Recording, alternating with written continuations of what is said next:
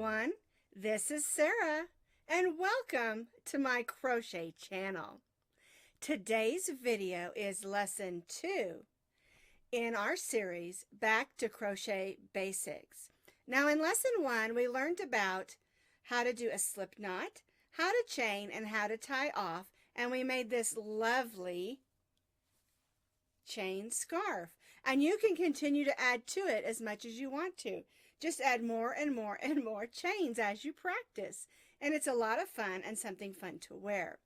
So in today's lesson, lesson 2, we're going to continue on with what we learned in lesson 1, and we're going to learn how to make single crochet stitches. We're going to learn what the chain 1 turn means, and then we're also going to learn what it means to tie off and weave in your ends.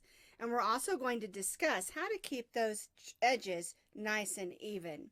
And the project that we're going to do today to practice what we learn is this bookmark. It's the perfect size to stick right in your book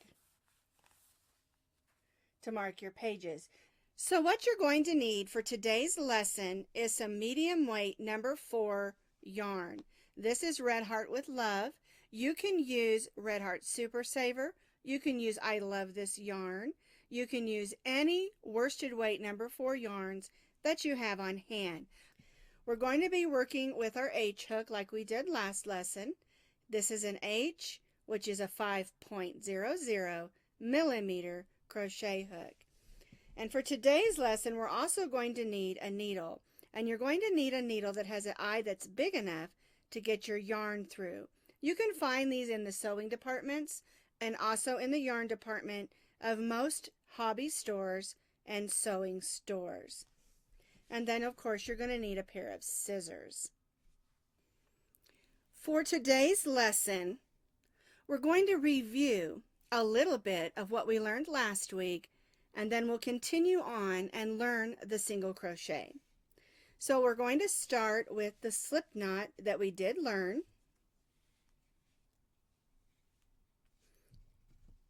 And then we're going to chain, and we learned that in our last lesson as well. I hope that you practiced getting those stitches nice and even. 1, 2, 3, 4, 5, 6, 7, 8. I made 9 chains. If you want to do the same as me, I made 9 chains. Now when we begin stitching single crochets in our chain, we always start, unless the pattern says otherwise, in the second chain from the hook. Here's our first chain, here's our second.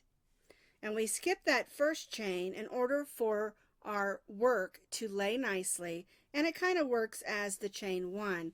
And I'll explain that to you when we get a little farther on in our video. So to make our first single crochet, we're going to put our hook through the second chain on the top loop there, and we're going to pull up a loop, and we'll have 2 loops on our hook.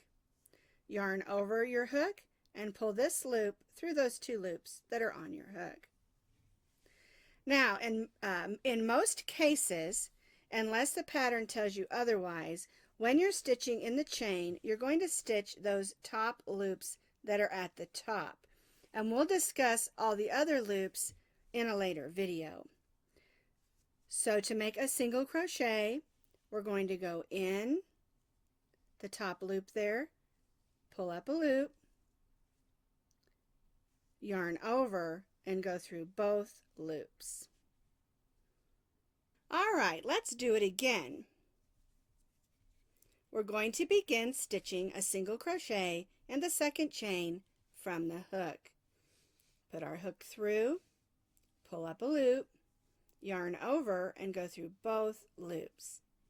All right, let's continue this across our chain. Put our hook through, pull up a loop, yarn over, and go through both loops.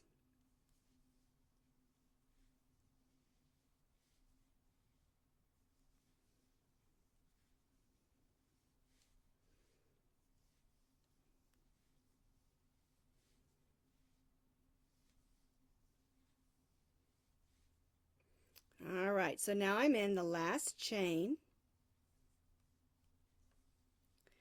And now it's time to turn our work. So I'm going to chain 1 and turn. And the purpose of the chain 1 is so that when we turn our work, it lays nicely. The chain 1 does not count as a single crochet or a stitch. And because of that, we're going to begin stitching our single crochets right in that first single crochet. There's our row 1. We chained 1 and we turned. So I'm going to put my hook right in that first stitch. I'm going to pull up a loop, yarn over, and go through both loops. And we'll do this all the way across this row, stitching single crochets.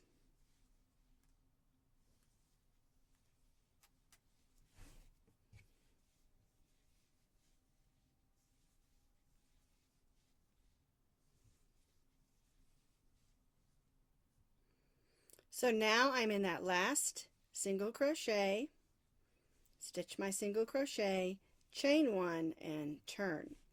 And this is where I want to talk to you about how it's very important to keep your rows straight and make sure that you have the right amount of stitches going across.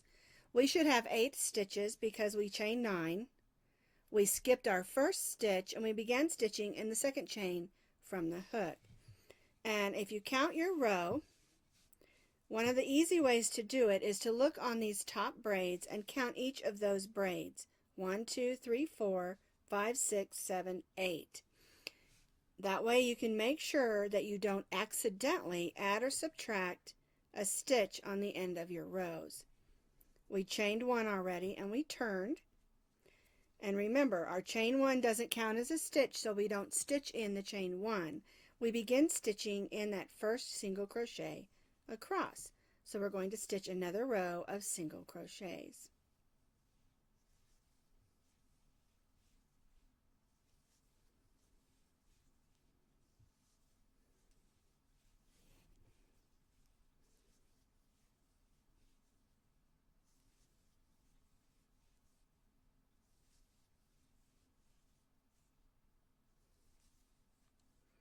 My last stitch, chain 1 and turn. Alright, so let's talk about when we're done, how we weave that in so that we don't have any tails. I'm going to go ahead and just cut this off. And remember, when we tie off, that means just pulling your string or your yarn through and snugging that down. Then we take our needle and we thread that tail on our needle. And to weave it in so that it can't be seen, you're going to need to go in the stitches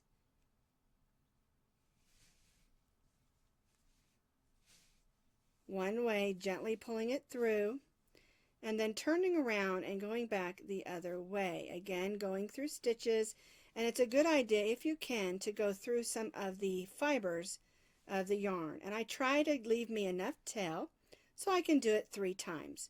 One way, go back the other way, then go back the other way.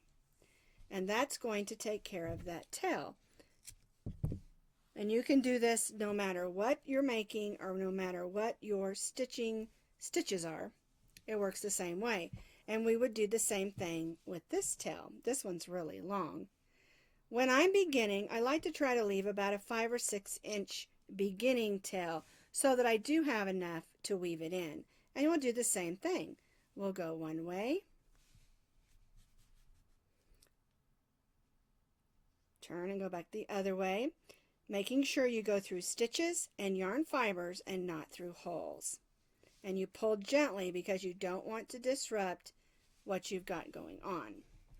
And then you'll just clip that string. And now we have just this little tiny piece of a swatch that we made. Alright, now you can practice this a little bit if you want to, but the next step is I'm going to show you how to make the bookmark so that you can practice what we learned today. This is the bookmark that we're going to be making. You can see that my sides are lined up nicely, and I'm also going to show you how to add a little bit of fringe just for some fun.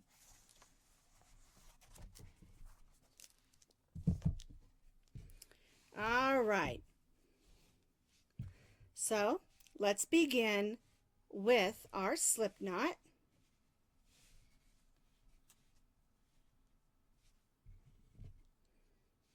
We're going to chain 7 chains.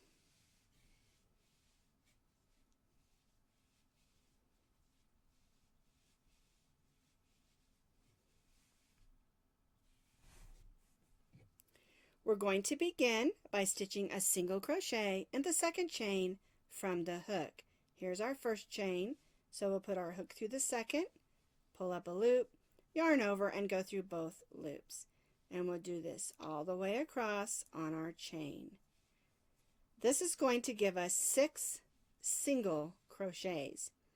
Because we started with 7 chains, we skipped our first chain and began stitching in the second chain from the hook. So when you get to the end, you should have 6 single crochets. And this is the number of crochets we're going to have for our entire bookmark moving up. Chain 1 and turn. And remember, our chain 1 does not count as a stitch. So we go in our first single crochet, pull up our loop, yarn over, and go through both. So now I'm going to stitch 1 single crochet in each single crochet across my row. And again, I should have 6 single crochets.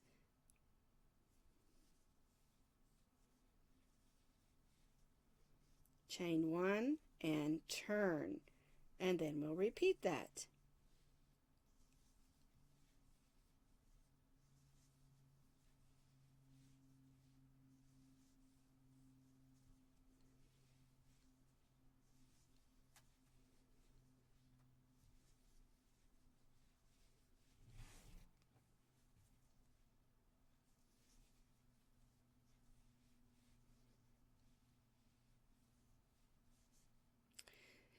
And this is how the bookmark is made. Chain 1, turn, 1 single crochet in each single crochet across, which is 6 single crochets.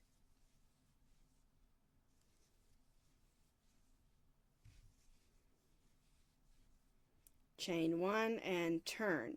And being very careful that we only stitch 6 single crochets so that it doesn't get too wide or too skinny as we're moving up. All right, let's do a few more rows together.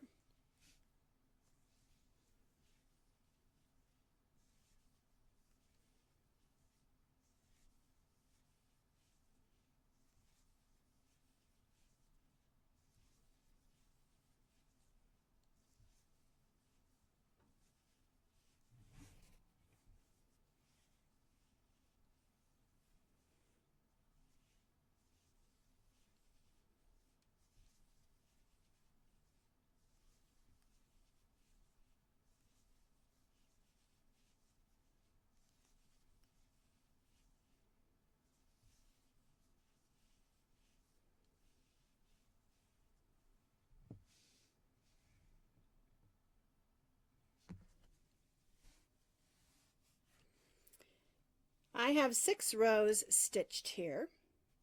1, 2, 3, 4, 5, 6. For our bookmark, we need a total of 25 rows for this size bookmark. And just to give you an idea of how long it is 8 inches long. Hold it up so you can see that. Plus the fringe. Just to give you an idea of how long it should be. So I have 6 rows done, so I need to do 19 more rows. And so what I want you to do is continue to practice your rows of single crochet, keeping them nice and even. And then when you get to 20, and when I get to 20, I'll show you how to tie off, weave in your ends, and then add that fringe.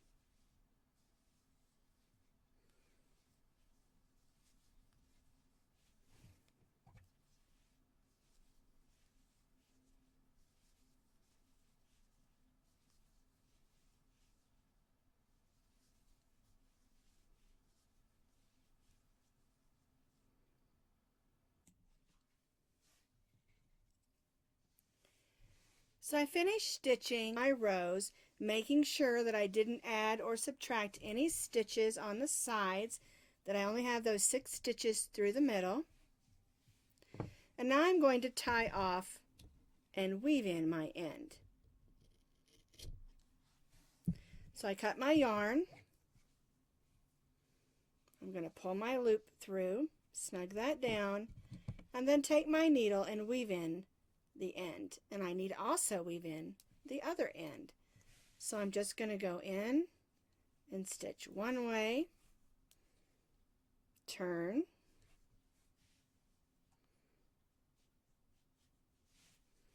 stitch back the other way, and then turn and stitch back the other way. And then cut that off. Alright, so now I need to do this end. So go to the back of my work. There we go. Go through those stitches. And then go through those stitches. There we go. I'm going to move my thumb.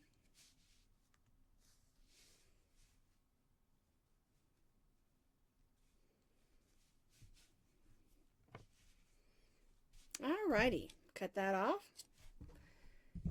And so the bookmark is done, and you can use it this way if you want to, but I like the idea of adding just a little bit of fringe on the bottom. So I'll show you real quick how to do that. You're going to cut 6 pieces of yarn that are about 5 or 6 inches. They don't have to be perfect because we're going to trim them when we're done. Okay? I'd say go about 6 inches just to make sure you've got enough room for trimming.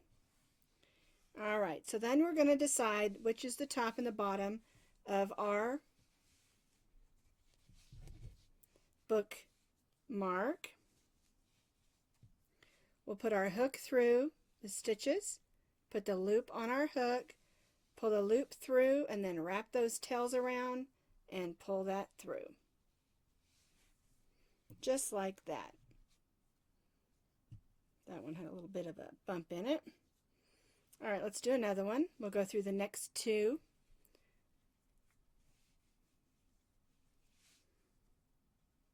Put those on. And I chose 6 because we have 6 stitches. And this is just a fun way to add an edge to our bookmark.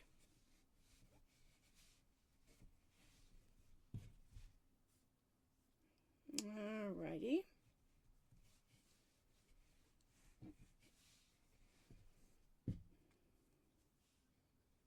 That last one.